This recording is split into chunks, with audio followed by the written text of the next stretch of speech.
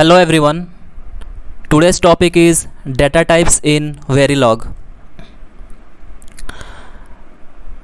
And what is a data type?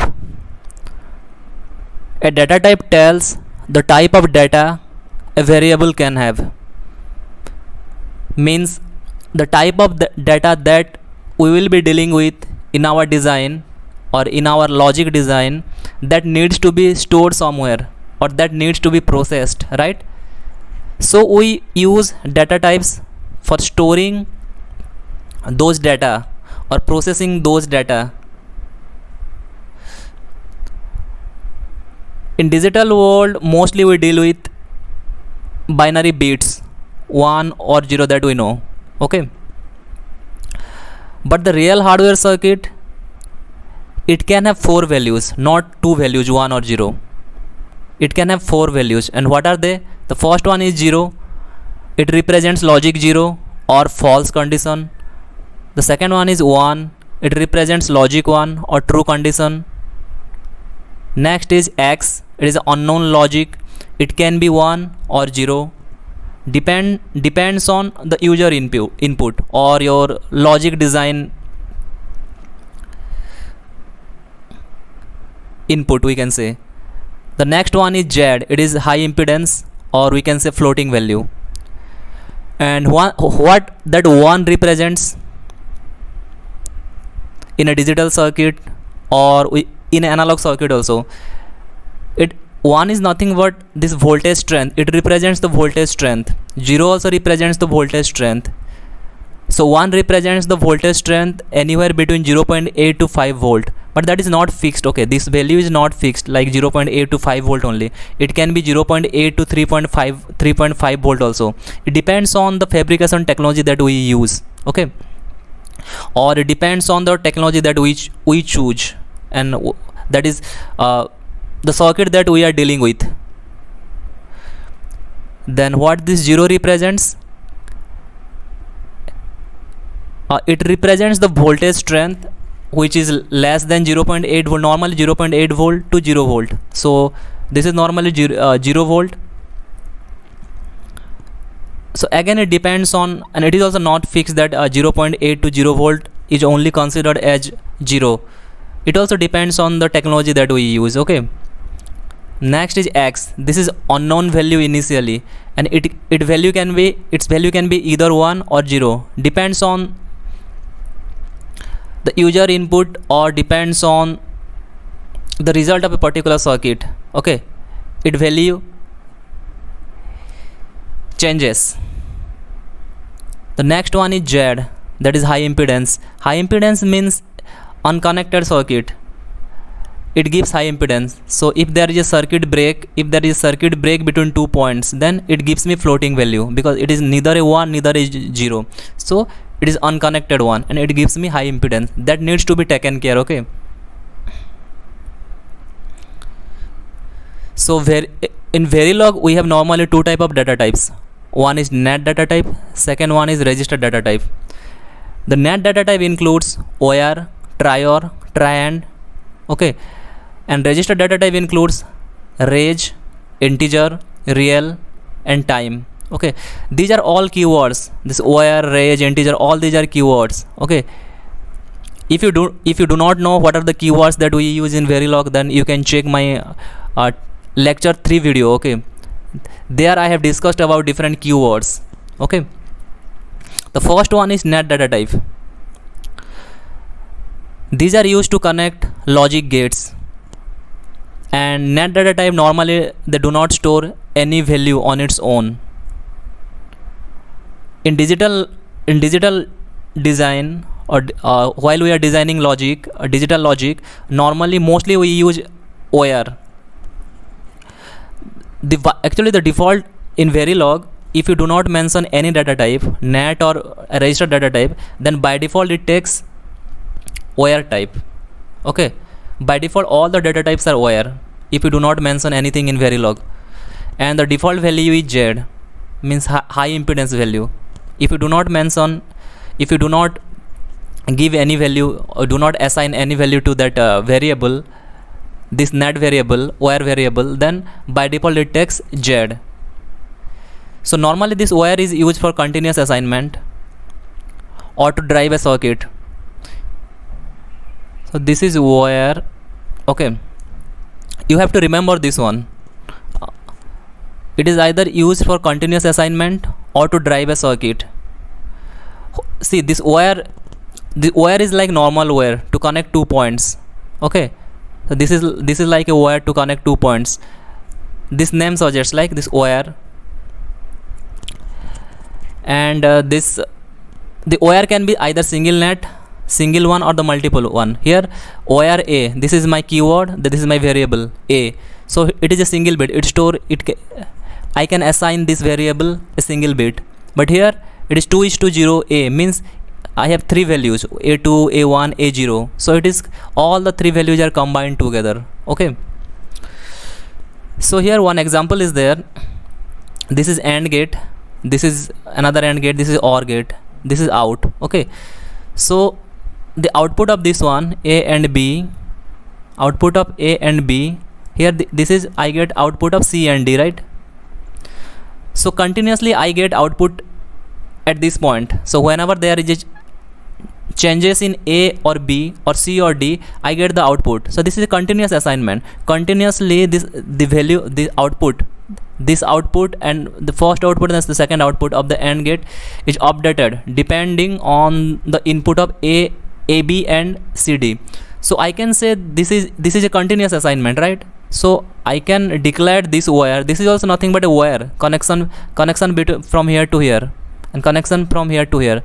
So here I can declare this one as OR because this is a continuous assignment and it is not storing any data. This value doesn't need to store any data, means it doesn't have to remember the previous data what we got. So this is a continuous assignment and this part is a OR, I can say, and this is also, this part is updated, this output I get continuously whenever there is a input at this point or this point. So this is also continuous assignment. So what does that mean is it is driving. So this part is driving the output of this AND gate to this OR gate, and this signal, this output is driving the output of this AND gate to this one, this OR gate. Okay, so this is what I mentioned here. This OR is used for continuous assignment or driving something or driving a circuit. So this output is driving this part or this output is driving this part. Okay, so this one I can declare as OR. Here D flip flop is there. Okay, so this part I can declare as OR, right? This is a continuous assignment. This part is a continuous assignment, but this out, see, this out I can declare as rage. Sorry, not now. Okay, so this part I can declare as OR.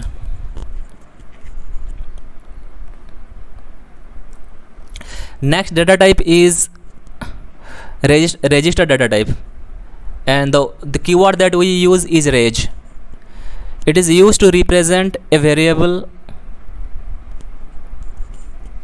and can store data between assignments. So it is used to model hardware registers, construct, and hardware register is nothing but series of flip-flops, right?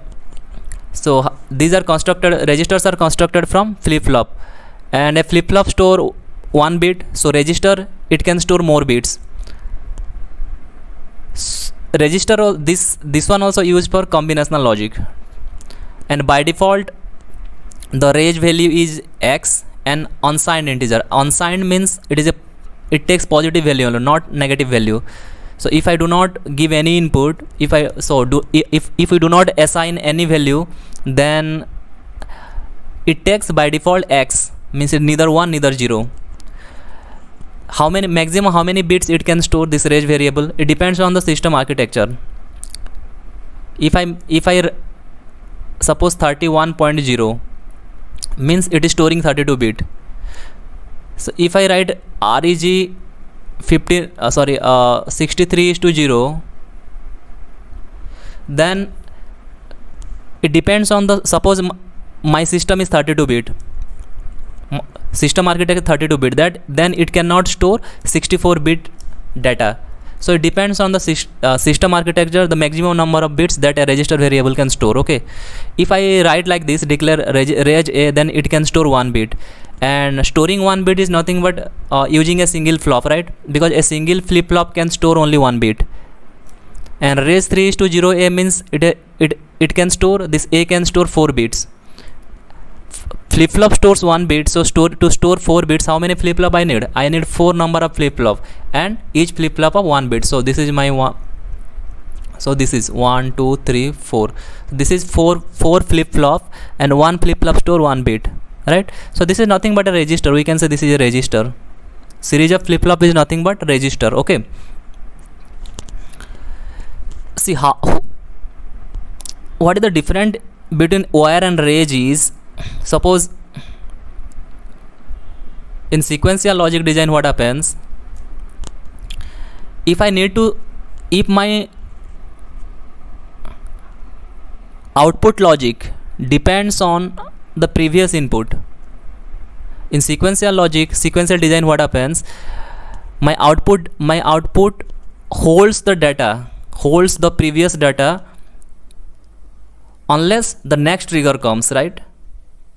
So in that scenario, to hold a data, I use reg variable. I can use reg variable.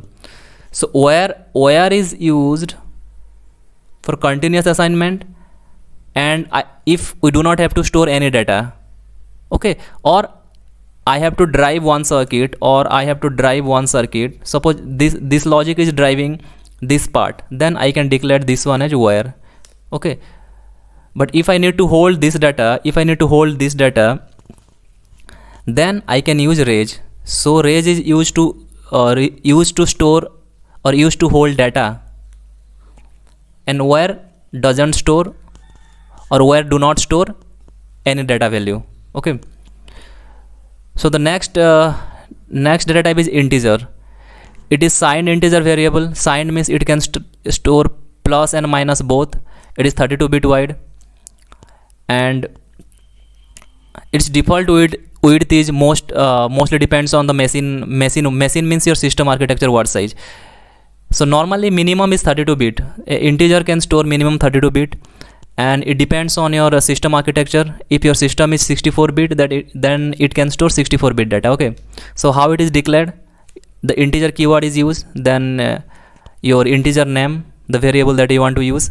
If you want to initialize that any integer variable, then you can initialize like this. So counter 1 equal to means now counter get the value 1. Okay, this is how integer is declared, and the minimum bit width, the width of integer variable. Next data type is real. It stores signed floating point. Signed means both positive, either positive it can store or negative. So it stores signed floating point value and rounded off to nearest integer when assigned to an integer. Its default value equal to 0. So if we do not input anything to real, then it will get the default value 0. So it is how it is declared, the real keyword. Then this float is variable. Then if you want to initialize, you can initialize the value like this. 4e10 means 4 into 10 to the power 10. This rounding up means, suppose if I write a equal to 4.3, then a will be rounded up to 4. If I write a equal to 4.8, then a will be rounded up to nearest one 5, nearest bigger number. Okay, so this is all about real. The next data type is time. It is a unsigned integer. Unsigned means only positive value it can store, and it is a 64 bit wide. This is 64 bit wide, and it is normally used to store simulation time during debugging. So while you will be writing test bench, that time we use the timing parameter. Okay, so it is used to store simulation time during debugging. So how it is declared? Time keyword, then space, then time variable. Okay, and this simulation time stored, it is stored in nanosecond, or we can say picosecond. It depends on your simulator setting. Okay, so this is how time works, the time data type works. The next one is strings. String is nothing but a sequence of character enclosed in double quote. Okay, whatever is written inside a double quote is string. It is stored in range variable. Okay, here each character is 1 byte, so register variables should be large enough to hold data. Means if I write if I write string equal to a, so a equal to, if I write a, then it is a 1 byte data, means 8 bit. If I write bc, then this is for 1 byte, this is for 1 byte, so this is now 2 byte, means 16 bit. If I write a b c, then it is my 3 byte data, means 24 bit data. So if I am storing this one, if I am storing that one to string equal to suppose a, then my minimum range, this variable width should be 8 bit, right? If I store abc, then my minimum range variable width should be 24 bit. If I store abcd, then minimum should be 32 bit, my range variable should be 32 bit. Okay, so this is a small program. So this is my string. This is my string data type. Range, because it is only range variable can store. Range variable is used for storing this character. So here I have taken range. Then it is 8 into 28 means 28 byte data. My string size is. So here string equal to, this is I am initializing this string. So I want to display hello verilog world. This is for displaying purpose. Okay, so hello verilog world and module. If you write this code in your verilog, the simulator or model sim or Xilinx, then you will get the output hello world. See, we can check here. This is the code that I wrote in model sim 10.1c. So the same code. This is a module name, then range string declaration, this is string initialization, then for displaying purpose this AND module. This is the output. This is my transcript. This is my transcript. Means if you write this code, in model sim or Xilinx tools, then you will get, actually I simulated this one in model sim, so I got the output, this one hello verilog world. You can write the same code and you will also get the same output. Okay, hello verilog world. So this is how the string works.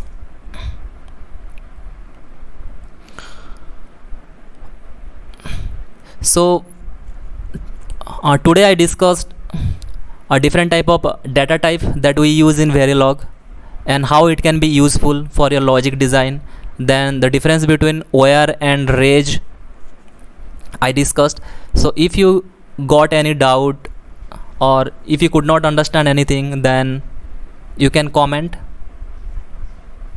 Thank you so much for watching.